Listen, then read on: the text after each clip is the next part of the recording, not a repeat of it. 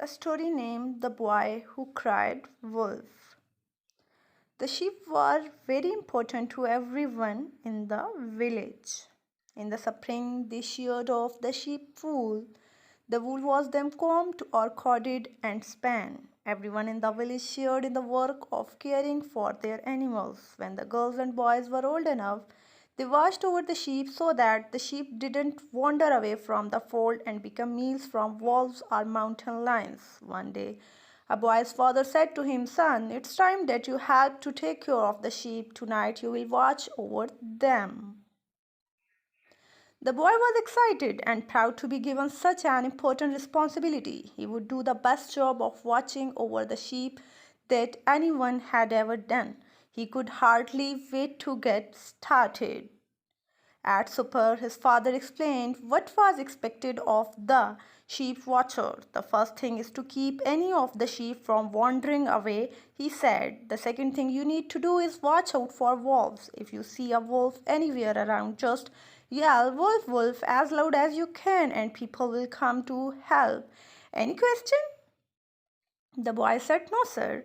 I understand you can count on me."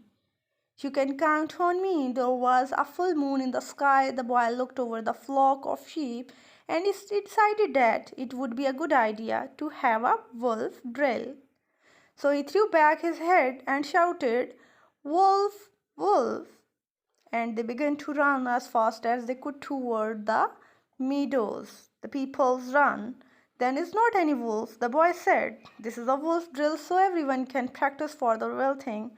The people all stood very still for a moment, just looking at the boy. The boy's father stepped forward from the crowd and said, "Son, we don't need wolf drills around here.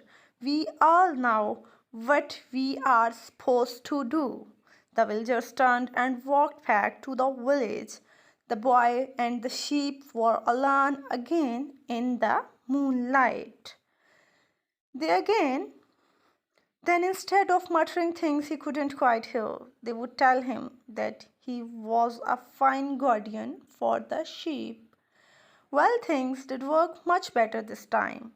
There seemed to be very little confusion among the villagers. They came right out of their houses and ran rapidly. The boy could see that the response time was much quicker. He was going to point that out to them. But they asked, "Where is he? Where's the wolf?